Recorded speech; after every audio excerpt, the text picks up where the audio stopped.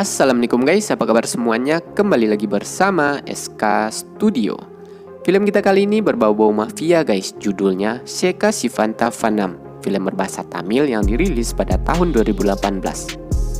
Film ini menampilkan pemain ensemble seperti Arvin Suami, Arun Vijay, Silam Rasan, Vijay Setupati, Prakash Raj, dan Jyotika.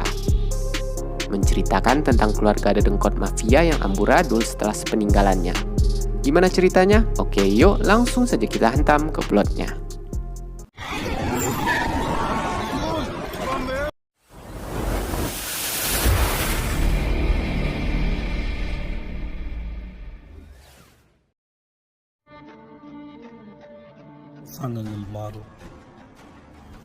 Cerita berawal dari Senapati yang merupakan seorang pengusaha kelas kakap, raja real estate, dan berbagai macam bisnisnya yang lain.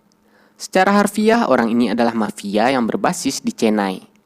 Keluar masuk penjara sudah menjadi hal yang biasa buat Senapati. Tapi itu cerita lama. Semenjak dia menjadi pengusaha sukses, Senapati juga mendapatkan dukungan politik yang membuat dia menjadi salah satu orang yang paling kuat di Tamil. Di tengah-tengah kesibukannya, Senapati meluangkan waktu bersama istrinya untuk pergi ke kuil karena hari ini ulang tahun pernikahan mereka. Tapi naas, waktu pulang mereka diserang oleh dua orang yang menggunakan seragam polisi. Bahkan dia sampai dihadiahi sebuah granat.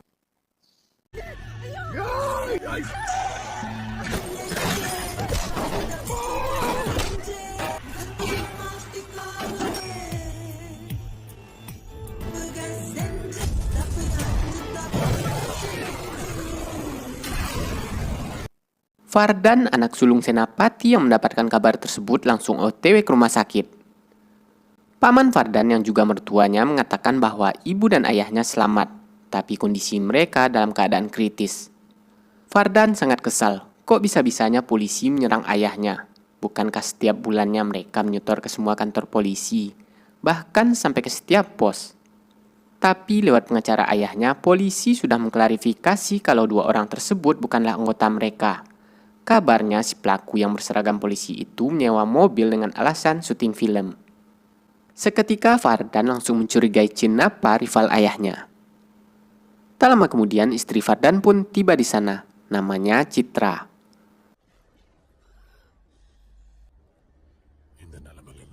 Kemudian pengacara Senapati memperingati Fardan bahwa ayahnya akan berhati-hati ketika memutuskan sesuatu yang menyangkut dengan Chinnappa.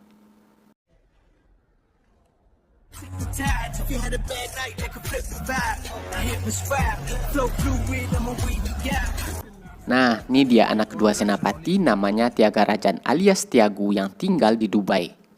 Saking sibuknya, istri Tiagu harus mendatanginya untuk menyampaikan kabar. Masih terafiliasi dengan ayahnya, pekerjaan Tiagu di Dubai jual beli aset-aset perusahaan si bokap yang tujuan utamanya money laundry alias pencucian uang.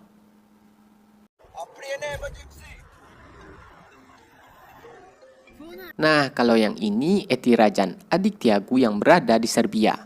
Berbeda dengan saudaranya, Eti menjalankan bisnisnya sendiri, yaitu penyeludupan senjata.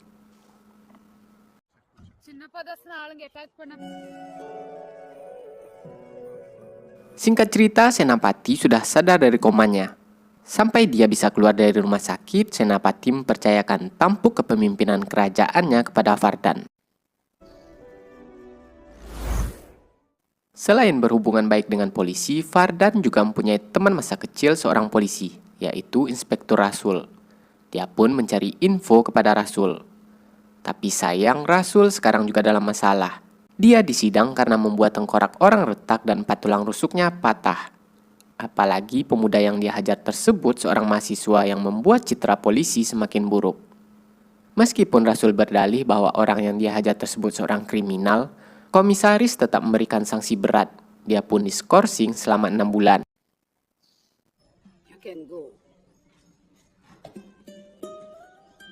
Keesokan harinya Rasul pergi menemui Fardan. Di waktu yang sama Fardan sedang bertransaksi. Cara yang dia gunakan masih cara-cara lama. Kalau nggak cocok harga langsung door.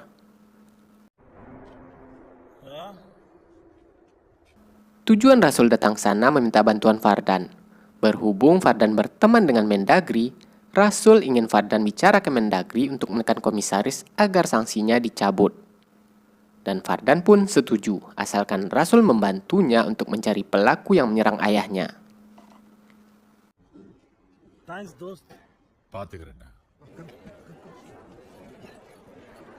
Singkat cerita, Tiago dan keluarganya sudah mendarat di India. Tak lama kemudian, Eti juga tiba. Tapi dia diangkut petugas ke sebuah ruangan, yang ternyata ulah si Fardan.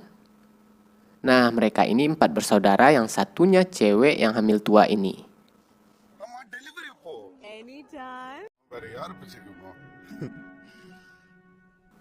Ketika mereka sedang berbincang-bincang, masuk panggilan dari Rasul kalau si pelaku sekarang sedang nongkrong di tempat prostitusi.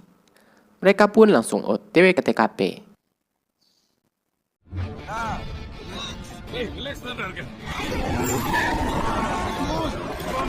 Setibanya di sana, mereka langsung bikin rusuh.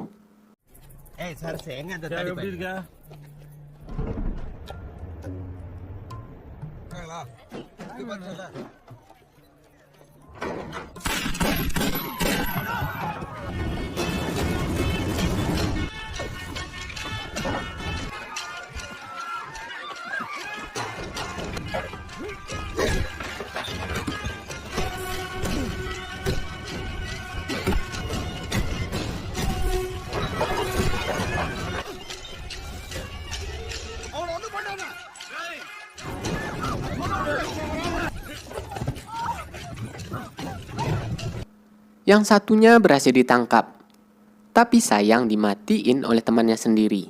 Otomatis masih menjadi tanda tanya dong otak penyerangan tersebut. Tapi si Fardan masih kekeh menuduh Cinapa, lalu dia ingin mengadakan pertemuan dengan Cinapa.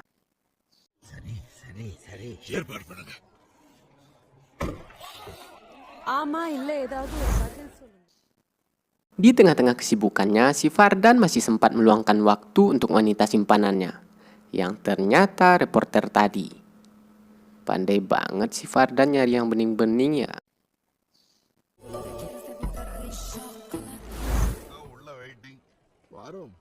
Dan pertemuan dengan Cinapa pun dilakukan di rumah seorang politisi.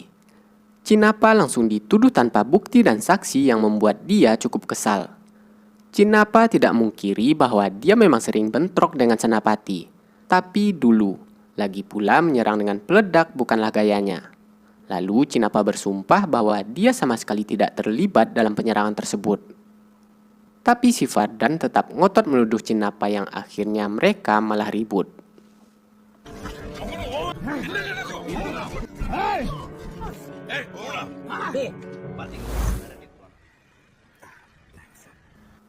Tak terima diancam di pertemuan sebelumnya, si Fardan menghabisi menantu Cinapa yang ingin mantap-mantap.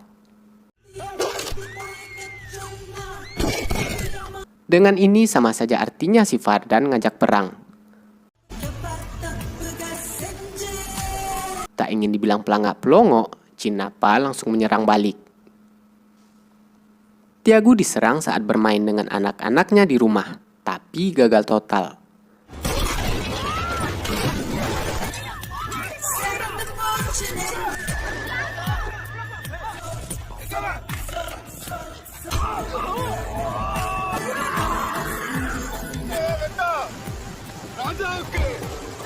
Sementara itu di tempat lain, anak buah Cinapa yang sedang menunggu Eti ketahuan karena diberitahu Rasul.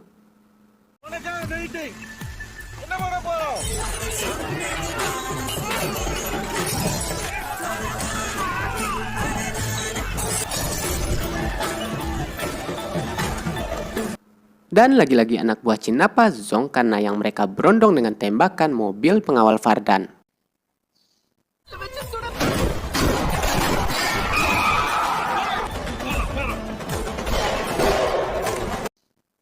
Singkat cerita, Senapati sudah boleh pulang.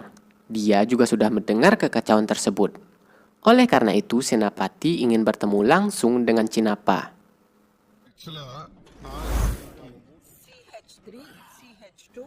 Di sisi lain, Citra pergi menemui Rasul. Karena trauma dengan kejadian kemarin, Citra ingin Rasul mengawasi dan menjaga Fardan karena suaminya tersebut ugal-ugalan dan juga ceroboh. Lagi pula Rasul sekarang sedang nganggur. Citra akan menggajinya setiap bulan sampai situasi dan kondisi aman terkendali.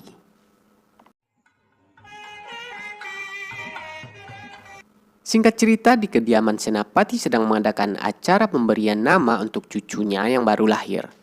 Momen ini dimanfaatkan Senapati untuk berunding dengan Cinapa.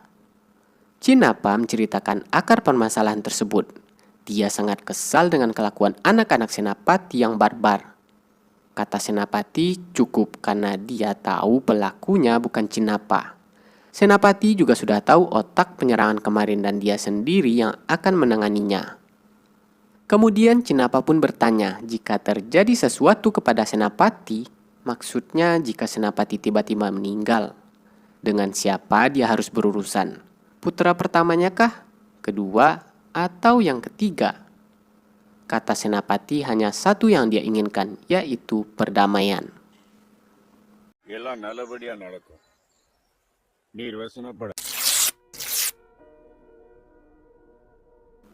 Di malam harinya Senapati merenung sendirian. Kemudian Senapati cerita ke istrinya kalau dia sudah tahu dalam kejadian kemarin. Dan istrinya pun menebak-debak apakah polisi, atau Cinapa, atau malah kakaknya sendiri mertua si Fardan. Kata Senapati, putramu sendiri. Seketika istrinya pun kaget dan tidak percaya dengan omongan Senapati. Haruskah saya memberitahu Anda siapa orangnya, ujar Senapati. Kata istrinya, jangan. Dia justru lebih takut dengan tindakan apa yang akan diambil oleh Senapati selanjutnya. Tapi Senapati hanya tersenyum sembari bilang jangan khawatir.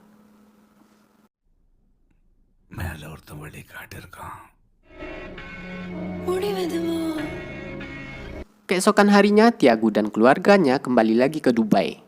Begitu juga dengan Eti yang kembali terbang ke Serbia. Dari kejauhan, Laksmi memandangi anak-anaknya.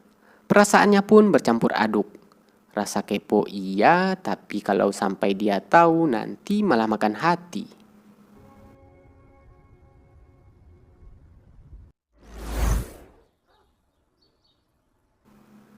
Beberapa hari kemudian Senapati ditemukan istrinya sudah tidak bernyawa. Dia meninggal karena serangan jantung.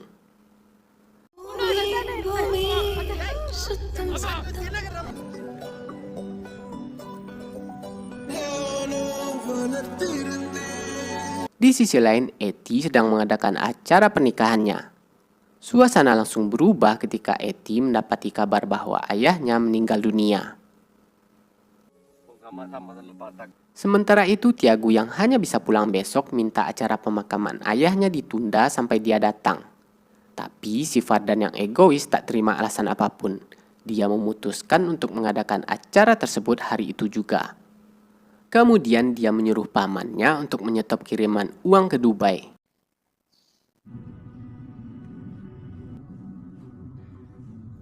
Kembali ke Eti yang sedang bersiap-siap ingin pulang ke India.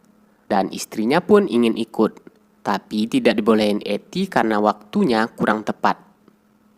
Lalu tiba-tiba, istrinya pun tewas ditembak pembunuh bayaran.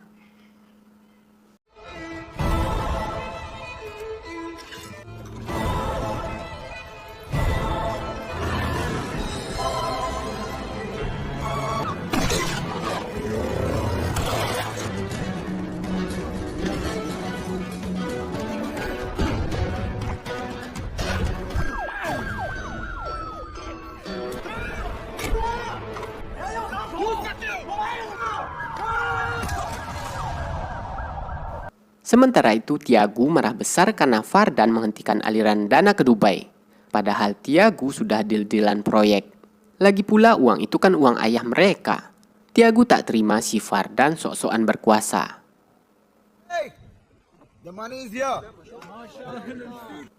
Berita tentang kematian istri Eti sudah sampai ke Rasul dan Fardan. Rasul curiga kalau itu ulahnya Fardan. Tapi Fardan menyangkalnya.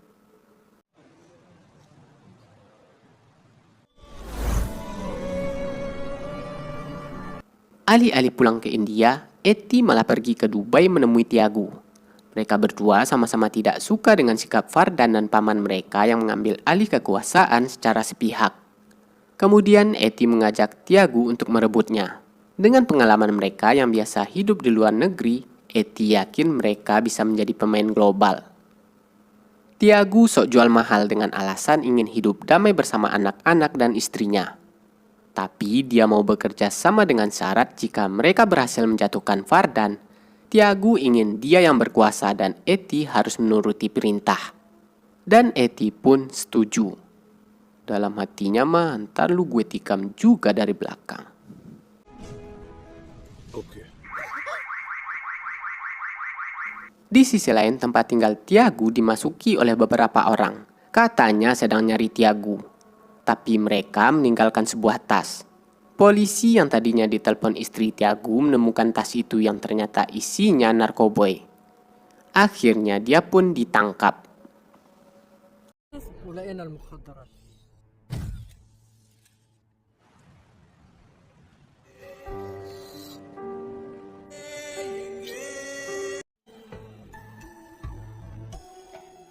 Singkat cerita, Vardan disidak istrinya ketika main masak-masakan bersama pelakor. Rasanya pengen dia acak-acak tuh cewek oleh Citra. Tapi dia saat ini lebih khawatir dengan keselamatan Vardan karena menurut info, Tiagu dan Eti sekarang sedang OTW ke India. Kata Vardan nggak usah khawatir karena Rasul sudah menanganinya. மத்தியான நேரத்துல ஒரு டெலிவிஷன் கூத்தாடி கூட கும்மி அடிச்சிட்டு உங்க ரெண்டு தம்பிங்களே எப்படி சமாளிக்க. Di sisi lain, Tiagu dan Eti tiba di Kathmandu, Nepal. Rencananya mereka akan memasuki India lewat jalur darat. Tapi sayang langsung disambut oleh polisi korup Nepal. Lalu diserahkan ke preman bayaran Vardan.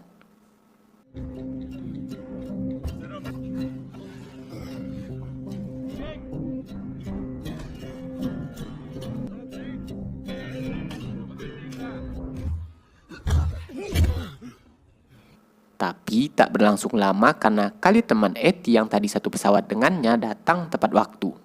Tindakan Vardan justru membuat adik-adiknya semakin murka.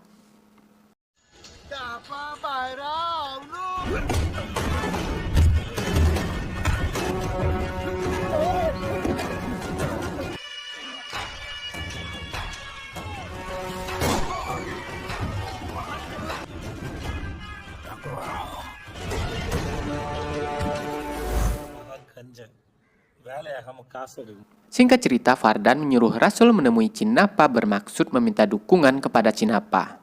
Tentu saja ditolak mentah-mentah oleh Cinapa. Apalagi Tiagu sudah nyolong star. Dibandingkan Vardan yang ugal-ugalan, Cinapa lebih memilih untuk mendukung Tiagu.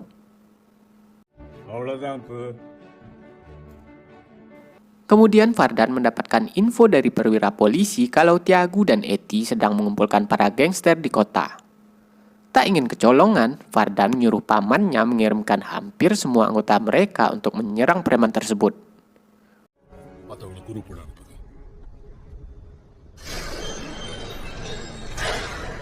Puluhan tukang rusuh diturunkan buat perang. Ternyata yang muncul hanya Tiagu.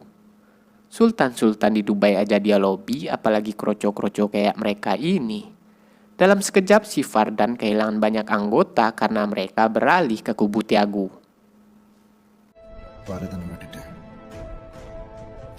Di sisi lain, Rasul yang baru pulang mendapati Eti sedang nongkrong di rumahnya. Kemudian Eti menanyakan berapa uang yang Rasul inginkan untuk membawa Vardan keluar dari tempat persembunyiannya. Kata Rasul nggak akan karena Vardan temannya. Tapi dia mempunyai tawaran lain. Rasul berhasil menangkap Vela Tumbi, orang yang menyerang ayah Eti tempo hari. Jika Eti mau membayarnya 2 kali lipat dari bayaran Vardan, orang itu akan dia serahkan. Dan Eti pun setuju.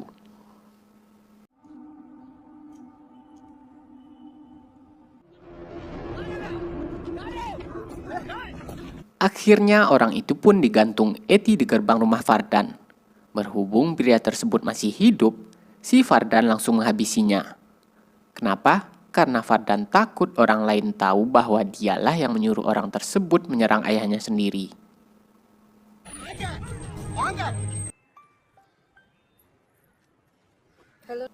Untuk mengantisipasi tindakan adik-adiknya yang semakin brutal, Vardan menyuruh selingkuhannya cabut dari tempat tersebut. Tapi telat karena Eti sudah ada di sana.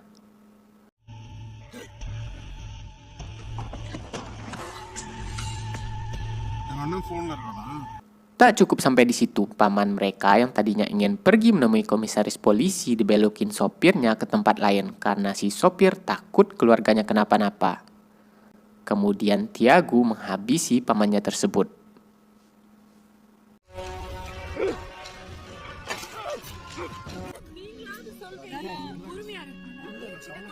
Fardan mengungsikan adik perempuan dan anak-anaknya ke tempat aman. Tak lama kemudian pamannya pun pulang, tapi dalam kondisi yang mengenaskan.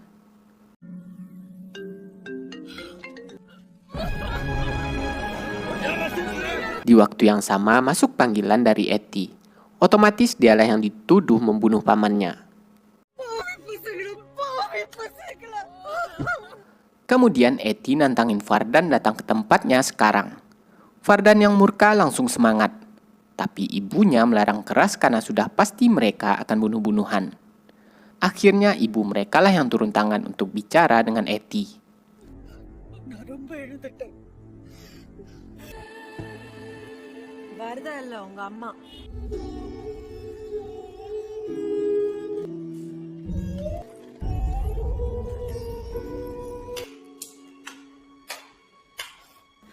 Setibanya di sana, ibunya tidak bisa berbuat banyak karena semua anak-anaknya egois.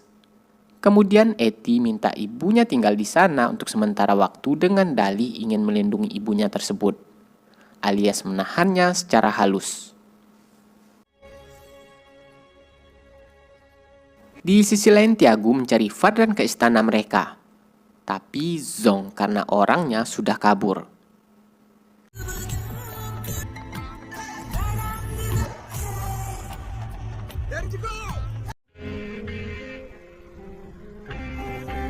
Hingga bantuan mafia dari Haidar Abad tiba, Fardan harus bergerilya. Dan Citra masih setia menemaninya, meskipun tadi Fardan sudah menyuruh Citra pergi bersama anak-anak.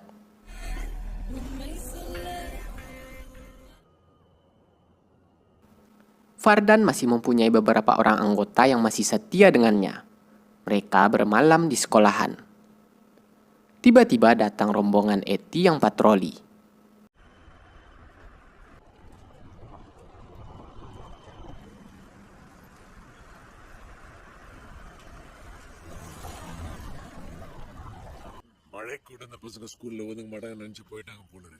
Dan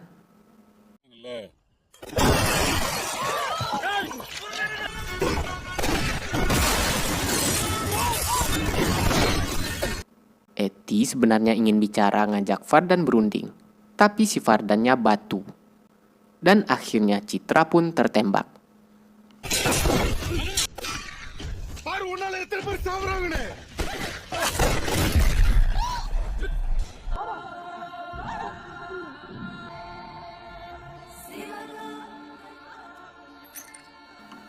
Di sini Fardan mengakui semua kesalahannya. Dialah yang pertama membuat kekacauan tersebut. Selama ini Fardan merasa terbelenggu sementara saudara-saudaranya mempunyai kebebasan. Fardan merasa seperti budak karena ayahnya tidak mengizinkan dia memutuskan apapun. Hingga satu titik kemarahannya pun memuncak lalu membayar orang untuk menyerang si bokap. Tapi setelah itu dia benar-benar menyesal. Saking dalamnya unek-unek yang dia ungkapin, Fardan baru sadar kalau Citra sudah meninggal.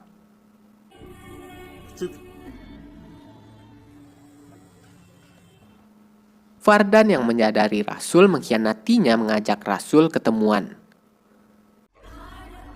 Hei,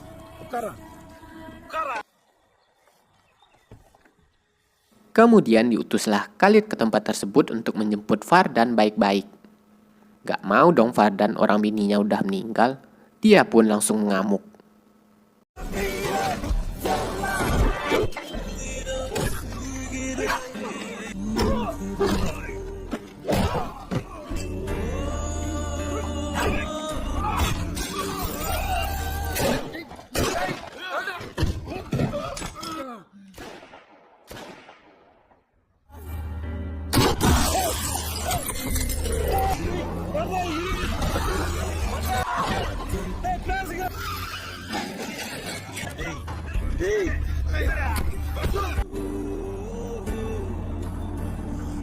Dan akhirnya Vardan benar-benar terpojok. Setelah mengakui bahwa dialah yang menyerang si bokap, Vardan mengajak adik-adiknya berdamai. Tapi Tiago yang tak terima istrinya dijebak langsung menghabisi Vardan.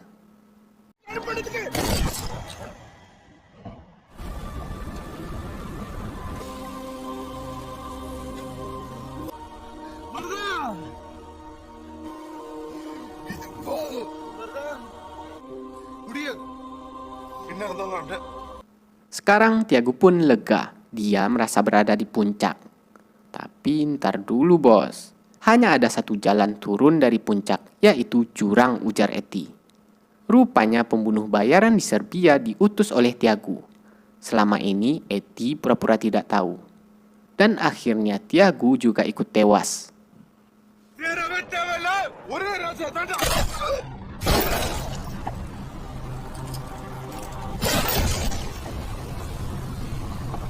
Bajingan semua memang mereka ini. Si Vardan nyerang bokapnya. Lalu Tiago ingin ngadu domba Eti dengan Vardan. Tapi ketahuan. Eti yang licik pura-pura tidak tahu. Lalu dia menjebak bini Tiago yang ujung-ujungnya Vardan lagi jadi kambing hitam. Eti memberikan pilihan kepada Rasul. Ingin ikut mereka atau ikut dengannya. Rasul pun bercerita kalau dulu ayahnya juga seorang gangster. Tapi tidak sebesar Senapati. Ketika ayahnya pulang dari Dubai, polisi langsung menembaknya saat baru turun dari pesawat. Rasul menangis-nangis ingin melihat jasad ayahnya, tapi ibunya tidak mengizinkan. Dan akhirnya ibu Rasul juga tewas bunuh diri. Sejak saat itu Rasul sangat membenci gangster. Itulah alasan dia ingin bergabung di kepolisian. Dan Rasul menegaskan kalau sekarang dia masih seorang polisi. Lalu dia menembak Eti hingga tewas.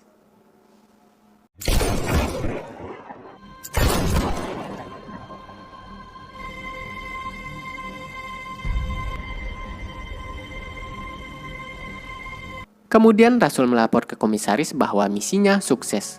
Sebenarnya dari awal Rasul ini tidak benar-benar diskorsing. Gara-gara Senapati diserang, polisi mendapatkan momentum karena ada bau-bau pertikaian yang akan terjadi di jaringan Senapati. Rasul diberikan tugas khusus karena dia teman Vardan. Skenario skorsing dibuat agar misinya nggak bocor karena antek-antek Senapati banyak di kepolisian.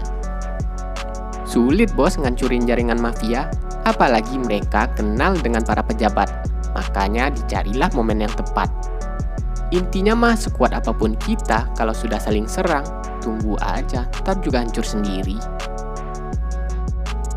Oke guys, agar kami tidak pensiun, jangan lupa like, komen, dan subrek jika menurut kalian video-video kami cukup menarik untuk ditonton.